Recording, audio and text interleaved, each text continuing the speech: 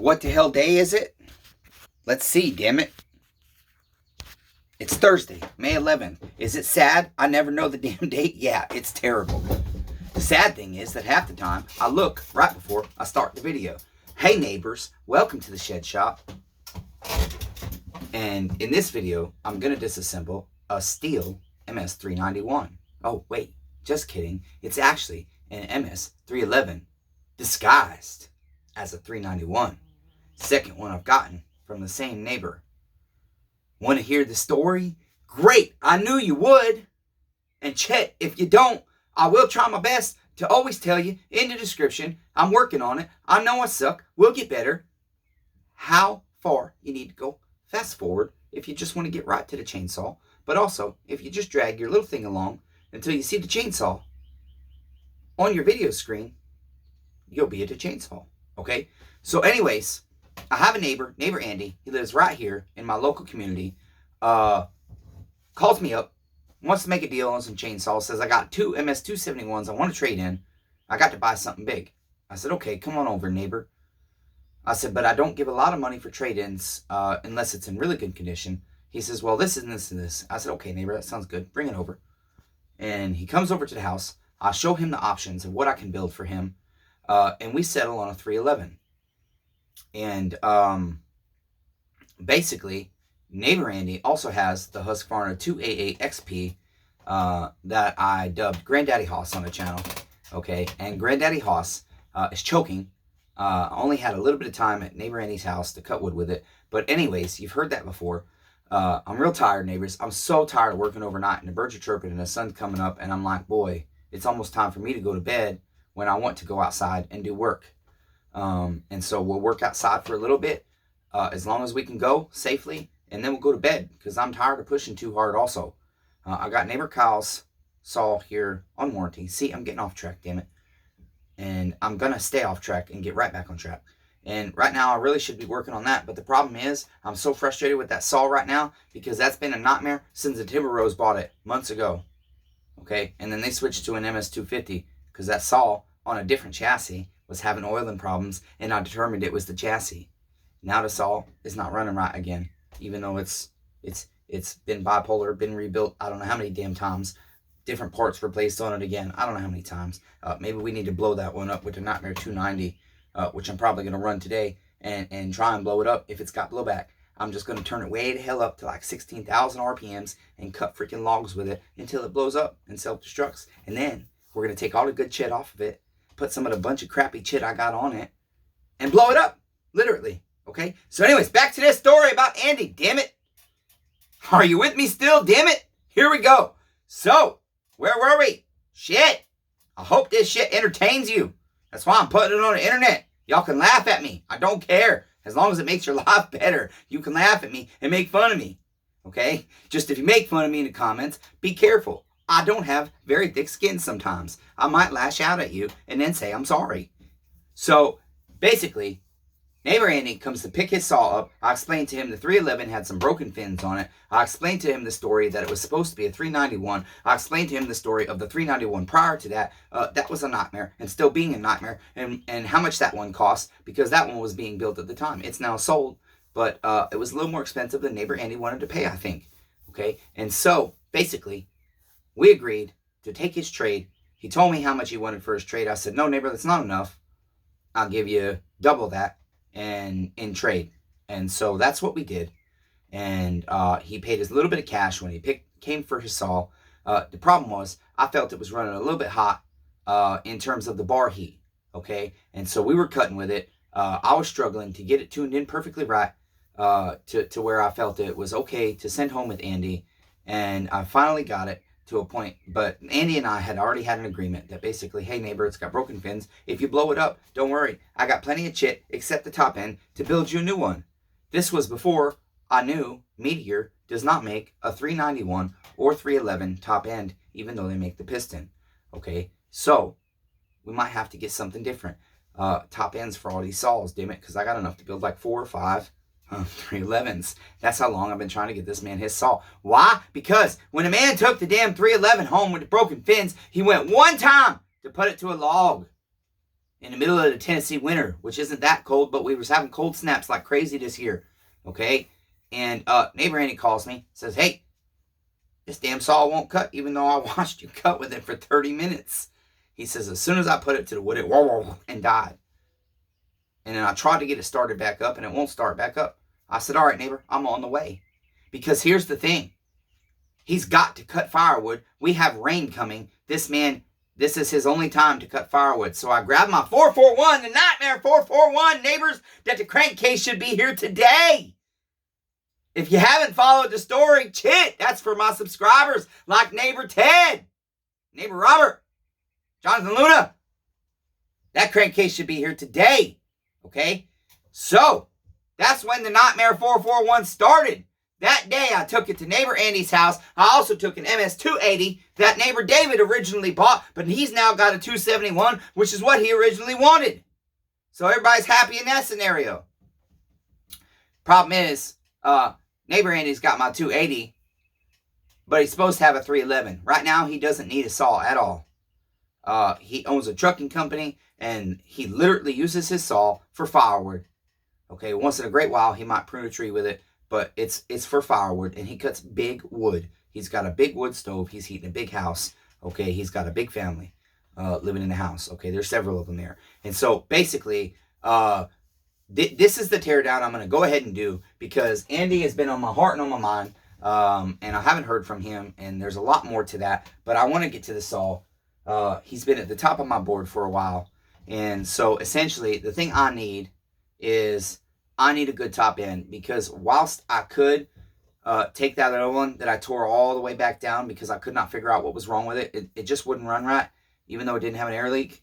I could do all that, but my thing is I want neighbor Andy to have something different, and then I can take that broken fin 311 top end, and I can use that as a cheap saw for somebody local, or I can use that as a loaner saw for when my neighbor's stuff either comes back on warranty or other things, you know. So essentially, we're just going to tear this down because literally what we want right now is to box the saw up, and we want to get that temple and that heart. We want to get the cylinder. We want to get the piston.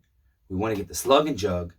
We want to examine them very closely because the last 311 I got from this neighbor had this weird little, I got to removing, I think this one is it. I got to removing the transfer, and way up in here, I will show you this with the camera one day. Way up in here, there's just this random teeny tiny pinhole. Where's my camera? Oh look, you guys might be able to see it right there. Let me get a flashlight. Shit, I might be able to show you this, and we'll get to work. Okay, here we go. Let me see here. Okay, right here. Let me grab this sideways pick.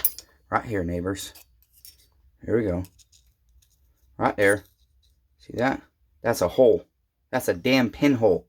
How that got there when the piston is perfectly good, I have no idea. It is weird because so many things are coming to my shop that I've just never seen nothing like this in my life. I mean, if the piston had scoring on it, I could think, okay, yeah, it could grab in the right way to just rip a perfect little hole, a perfect little pinhole, almost out of the nickel. There's actually, let's see, 1 hole, 2 hole. There's 3 holes, okay? And maybe somebody put a new piston in it, didn't realize that was there, couldn't get the saw running because they're trying to quickly flip saws. A lot of saw dealers, their mechanics do that. I don't know. But this came from the other side of the country, and I've bought several saws from him. And I'm going to keep buying damn saws from him. I actually got to text him, damn it, and say, hey, when are you going to send me more saws? Why? Even though he keeps sending me filthy vile shit. That's how I'm going to love my neighbor. Anyway, so that was the problem. I bought this one for neighbor Andy to have his top end. And this one was bad too. And so this one came from the same neighbor that the Nightmare 441 came from, that Andy's Nightmare 311s come from, that both those 391s that were supposed to be 391s that are 311s come from. This one, he told me 391, maybe 311. But the thing is, you've only got to remove 1 screw. All his saws seem to be missing hardware and stuff. So I don't know if my neighbor's doing me dirty or not. I don't know. Are you, David? I've asked you before. You're random to get a hold of for being owning a business. I don't know, neighbor. Anyways, let's get to work, damn it. He told me this might be a 311. I already know it's a 311 because there was only one screw on the top cover. As soon as it came in, I started on video. I had the neighbors here, neighbors Derek and neighbors Chris, that the 240, hey neighbor, I want to win the Husqvarna 240 and watch it get redeemed. Those guys were here because they might have bought this off if it was a 391 and let me rebuild it for them, or they would have took it home like that. Anyways, guess what?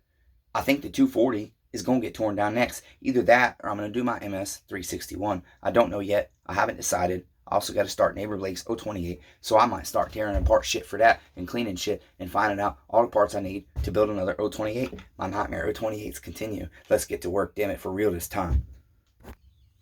All right, neighbors, so I know the camera views are not the greatest right now, but I assure you, if the boob tube continues, I will get better at it. I will get better equipment. I'm like on the verge of buying the GoPro, but I really need to get a mower first. And so, unfortunately, it's probably going to have to wait. So, anyways, there's normally 3 flathead or T27 screws for the top cover. This one only has 1. Okay. We'll pop our air filter off since we're right here. It's bad anyways. Well, actually, no, it's not. No, it's not that bad. Air's passing right through it. So I actually put that in a bag because we might reuse it. We might. Don't know yet. Y'all know me. I never know until the last minute what I'm going to do sometimes with stuff. Alright, now if I recollect, basically, for the top end, since that's primarily what I'm after, I do have to tear the whole saw down, but I really want to get to the top end. The clutch cover looks really nice. I mean, it's not broken, is what I'm saying.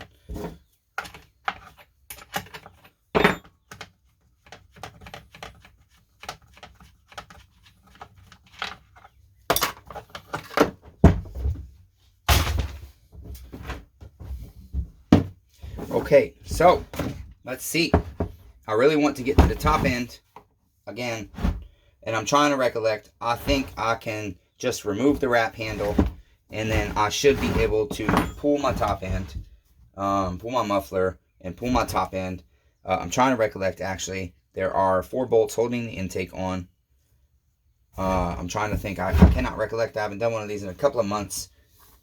What all I need to do. I think this whole assembly can come off all at once. So let's just try and go ahead and take our wrap handle off. I hate to do that because I like grabbing the wrap handle to turn the saw, but that's okay, no big deal. Let's go ahead and get that off. Shoot, don't have my drill set up. Get myself dirty. Did you guys dirty too? Because now you gotta wait. So sorry, neighbors. You can talk amongst yourselves for a moment. Okay.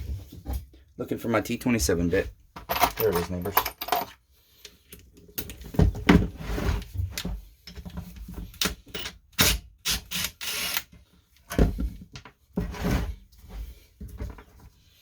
I usually like to take that one, put it right back in there,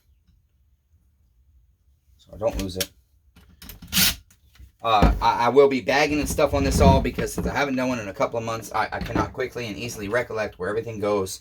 So it's going to be easy and best for me to go ahead and bag the stuff and label it.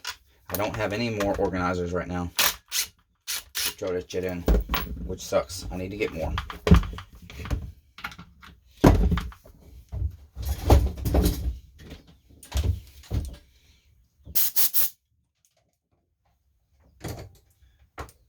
Also have unfortunately broken one of my chainsaw hooks that I normally get a damn compressor hose on. Alright, there goes our spike. I'm trying to look. I thought there was back here. That is the screw that holds that in. Okay. Now, essentially, there's going to be 2 screws down here to remove our wrap handle from our rear handle. Doing myself dirty. Cannot see. I wish I had better light in here. I've got to get better light. I'm working on it, damn it. Okay, that's our wrap handle. And then there is, gotten those loose. I should have popped loose by now.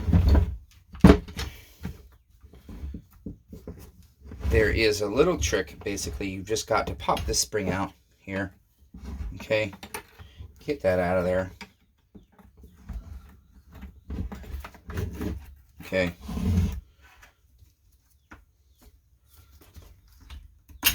And then it'll slide right over, okay, together.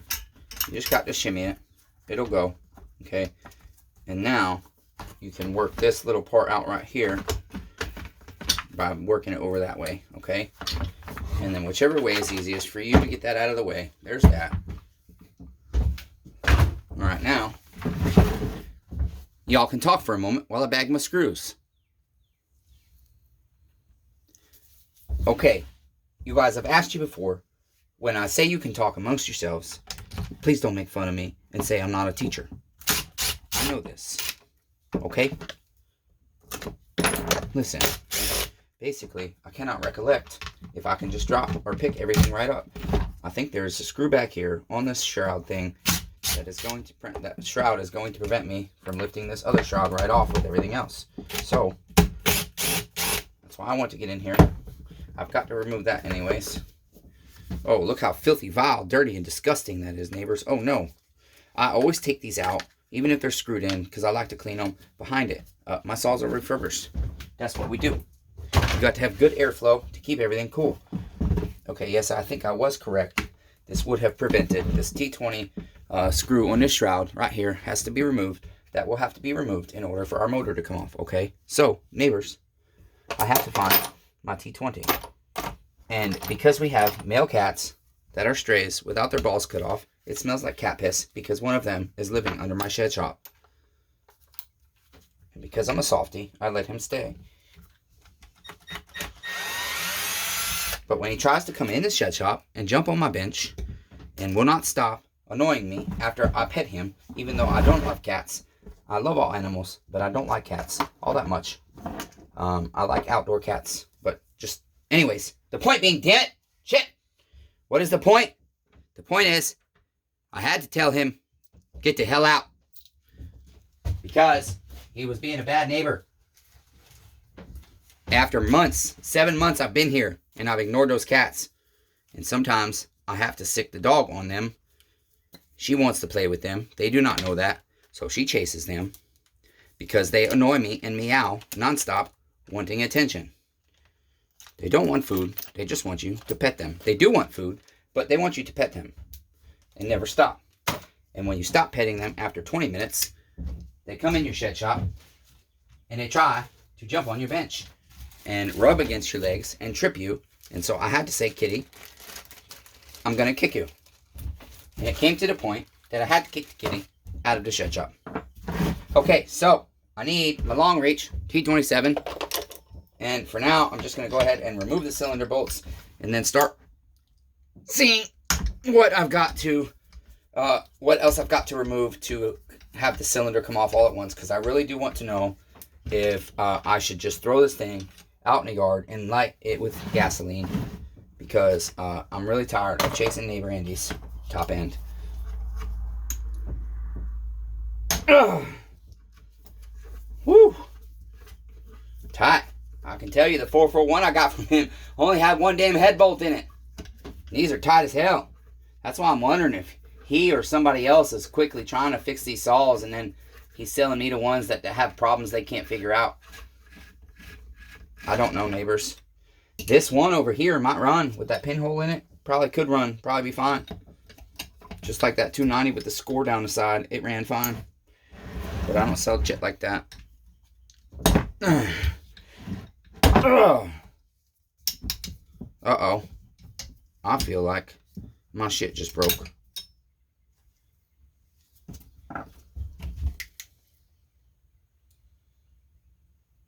Maybe not. The problem is, it didn't go into the head of the bolt. We might have to get something down there to clean the head of this bolt.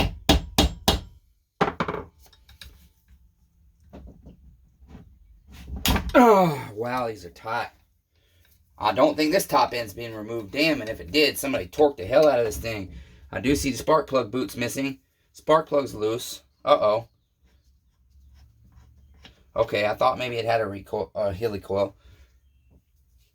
Spark plug looks like the saw was running in decent condition. But, I mean, you always got to wonder, why do I have this saw? Why is it in my shop? You know? Why did the dealer sell it to me? Maybe he felt he did me dirty, and maybe this is a good one finally. Oh, damn. Wow.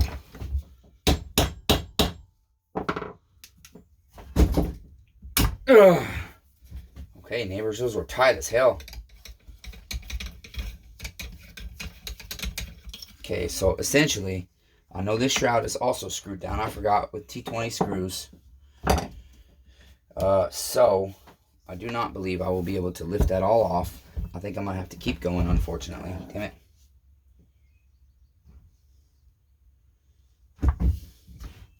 Yeah, I believe I do. Because I know that's screwed down to the tank, I think. Yep. And I don't have a T20 that fits back there, unfortunately. Let's see. Let's see. I'm looking for more stuff, neighbor. Sorry. Here we go. Looking for my 8mm. Trying to make sure I also didn't pull a bunch of hardware off and get lost track of things. Okay.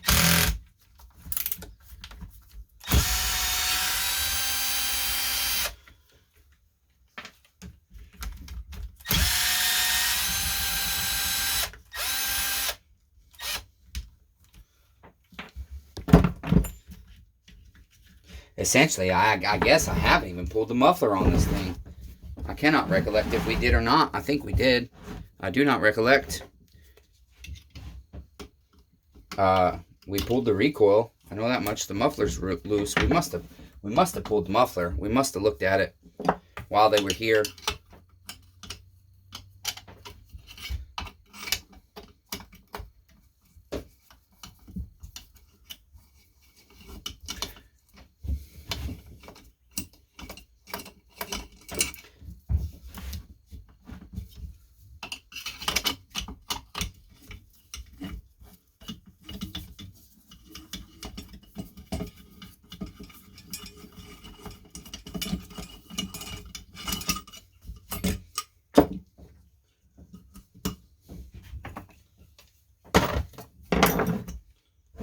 Yeah, I mean, from this side, it looks okay, guys.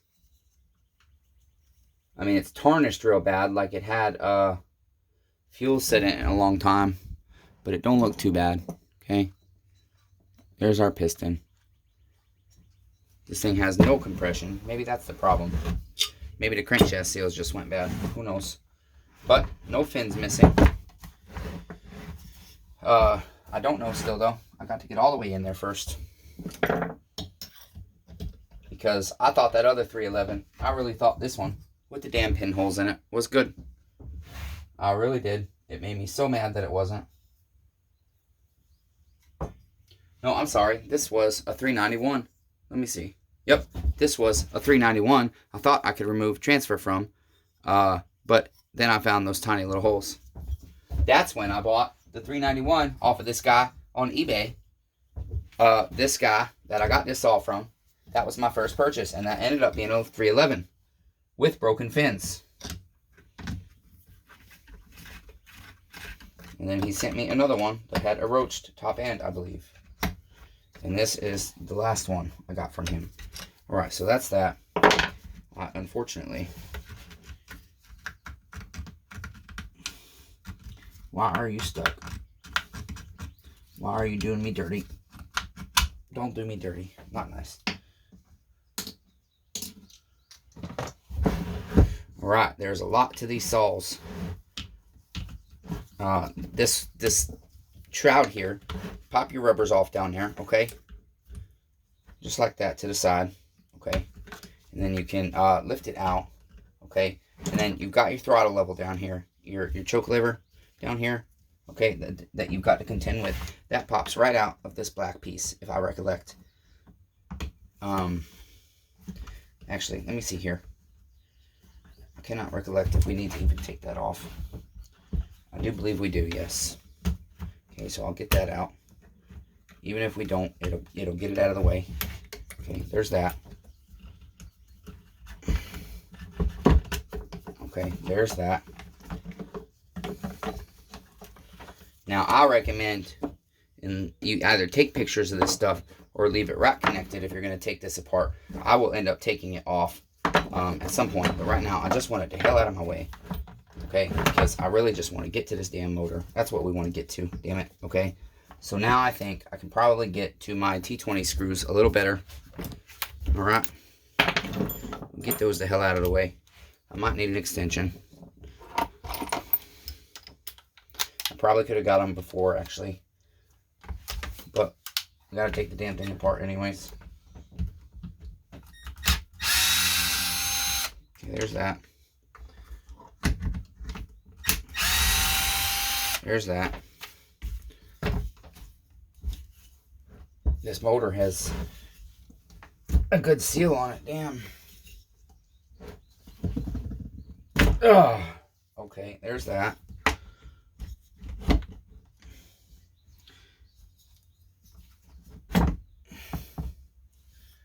Now I got to be careful. I'm trying to see what I'm caught on, and I believe it's the throttle lever that I forgot to unhook. Fuel lines. It's just start unhooking things that I see preventing me from lifting the whole thing up. I don't want to force stuff. So I'm going to unhook the fuel line here. Wait a minute. I can't on this one. Damn it. Okay, let's see. In order to undo the fuel line, it's got to come out. The carb's got to come off. Okay, so let me take the carburetor off.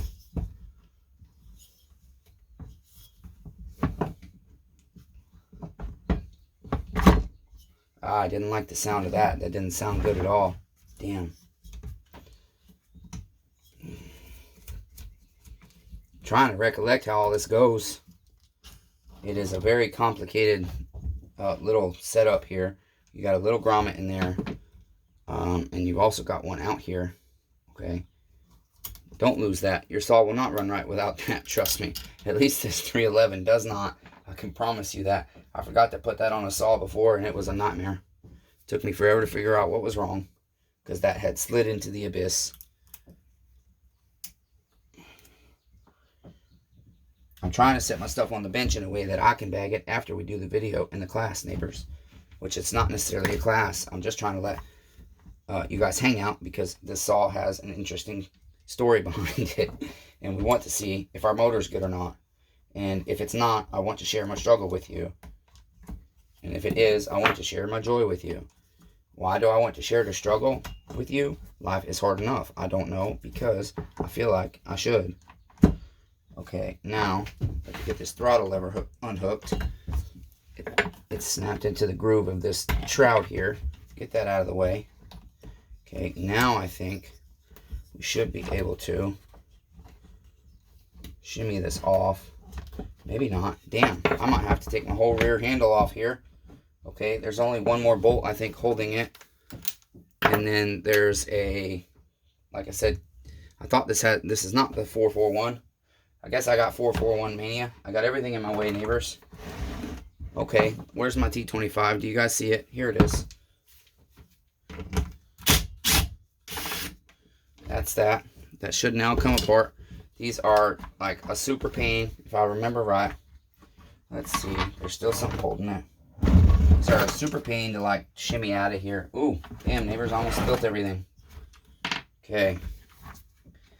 There is a way to turn these specifically. I cannot recollect. Damn. You got to turn your throttle lever. And then it's... Get that out of the grommet. It's easiest to take the coil off and actually remove this grommet. But you can pull it out of the grommet like that. And then you just have to contend with your throttle lever up there. Get that out of the way. Ba-bam. There's that. Okay. I have boxes and boxes of this stuff clean, and I have boxes and boxes of this stuff. Well, not boxes and boxes, but I've got boxes of this stuff also that I need to clean. All right, here we go, neighbors. Moment of truth.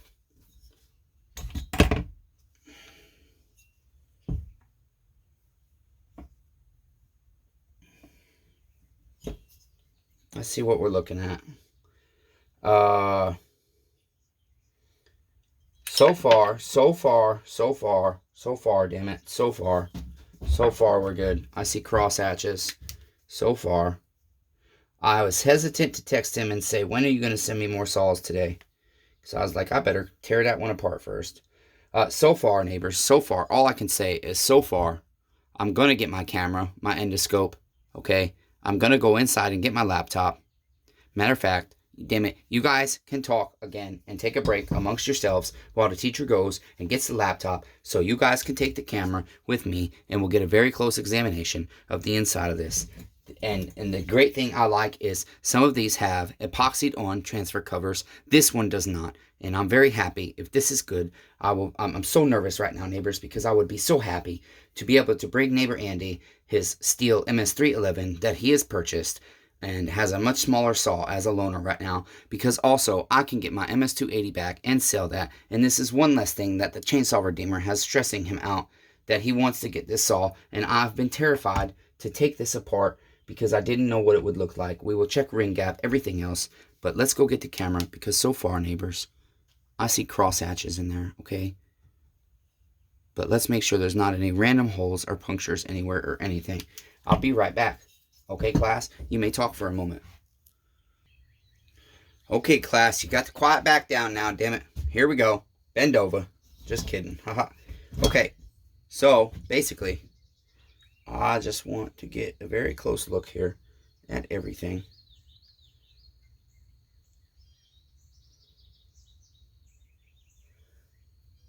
I've got to turn the brightness of the light up here on the camera. It got turned down somehow. I can't see. I also like this because I can use it as a little flashlight and examine very close up. So, neighbors, it looks good. It looks good. I think we're okay. I think I finally have neighbor Andy's top end. Finally. I think I do. This is an OEM steel piston. It looks fine. David did me right. I think David did me right this time. You did me right, neighbor David. Thank you, neighbor. I think this looks good, class. Damn it. I think it looks good. Chet.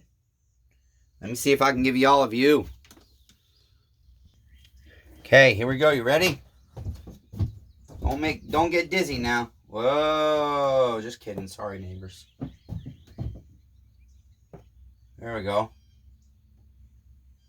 I don't know how well that comes across. The last one I did like this weren't too terrible. I will figure out how to, in the future, get you guys your whole screen to just be what's on the camera. I know it's possible. There we go. It looks pretty good.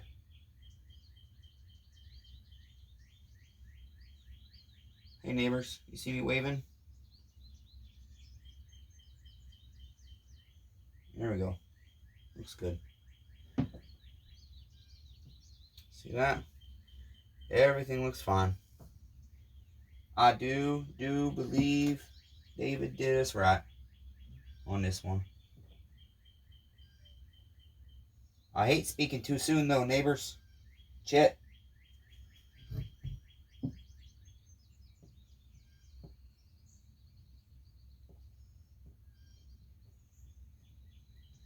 I'm just trying to see if the cylinder looks like it's been honed or these are cross hatches, original cross hatches.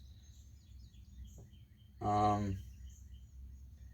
see some little lines that almost look like this has been repaired. There's one right here. I don't know if you guys can see that mark. It's kind of hard to see. A straight line up and down right here. Right next to my finger there. Ah, damn it. Sorry, guys. Right here, I see mark. It almost looks like this has been repaired and re-honed. That's why I don't like to speak too soon. I can't say for certain though. We'll check ring gap and everything else. Okay? That's what we'll do. Here we go. I got the ring off the piston. And we'll just go ahead and check our ring gap. I mean, it's very tight. I can already tell.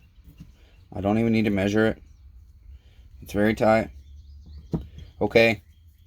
It doesn't appear. I mean, that's a used ring, and if it was loose, I would have cause for concern that maybe this was repaired. I don't think it's been. I don't think, you neighbors, I don't think it's been repaired and rehoned, because I think our ring gap would be less than that. I don't know. I mean, it looks like original cross hatches to me. I just cannot quite tell.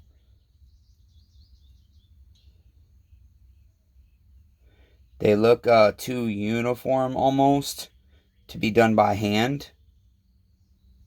You know, with like a flex hone with a ball hone.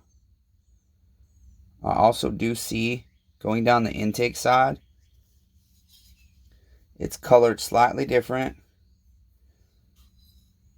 On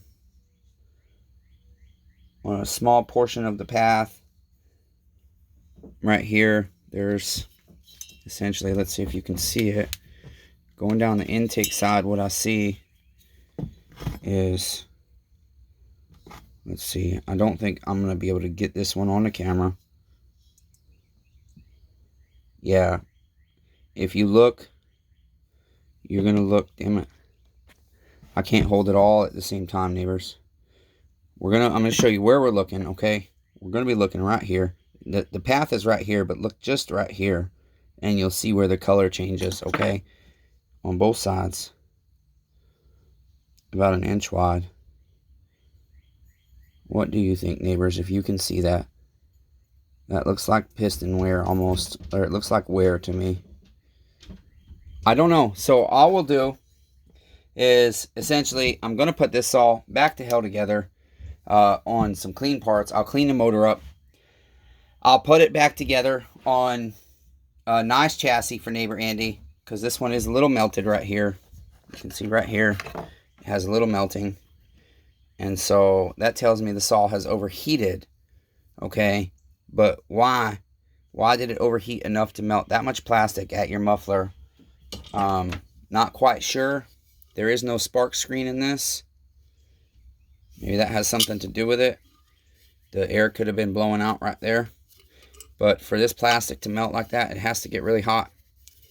And so, I don't know. We'll see. We'll put it together for neighbor Andy, and we'll try and fire it up for him, okay? So basically, neighbors, I have a lot of, essentially, I guess what you could call failures or challenges that I haven't shared, saw challenges that I haven't shared, and I will eventually. It's hard. I was at neighbor Jonathan's house today, and he just rebuilt his carburetor on his 041, and I said, you want me to start the camera? And he said no, and I think it was because he knew if that saw didn't start, he was going to be pissed, okay? And it's discouraging when you go through all that work and it doesn't work out. It's discouraging, and that's hard to share with people. The struggle, the emotional struggle, the feelings you go through, the challenge, the discouragement, the everything, the high, the low, the up, the down, everything that comes along with rebuilding a cancer patient's saw and not having it run right when you did it for free and thought you was doing the right thing, and thought you know, even more so on a project that you spend a whole week on basically, and it doesn't run right. That is discouraging. But anyways, I will start sharing that stuff with you more the best I can, you guys, instead of hiding it. I share a little bit of my struggles, but not a lot of saw struggles in terms of the ones that don't start and stuff. And so we'll get more of that on the channel. But for now, I'm going to keep going on disassembling this so that it can be clean with all the rest of the pile of the shit. And I'm going to try and get a nice 311 put together for my neighbor at some point here soon. Okay, right now I'm going to be doing disassembly. I'm probably going to do the 240 next. Actually, I'll probably do my 361, because the problem with the 240 is I need to be focused, because that's a saw I'm giving to you, neighbors. And so I want to be focused and give you educational content when I tear that saw down. It might not work that way. It might be me jabbering again. I don't know. We'll see, neighbors. But until next time, remember, be kind to one another. Everyone's facing a battle. I'm sharing mine with you the best I can. I'll do the best to share more with you. I hope you can relate, and I hope you know the Chainsaw Redeemer's right here, 346-263. 1077. Yes, that's my personal cell phone number. No, it is not an app. You can call me 24/7. You can show up at my doorstep 24/7, chainsaw related or not, okay? That's what we need to do for one another. I love all 8 billion of you, damn it. And if you don't know what I mean when I say I love all 8 billion of you, that's damn near the population of the earth. I'm guessing it's over 8 billion with all the unrecorded ones we have. So I love all 8 billion of you, even though I'm shitty at it. Be kind to one another, damn it, okay?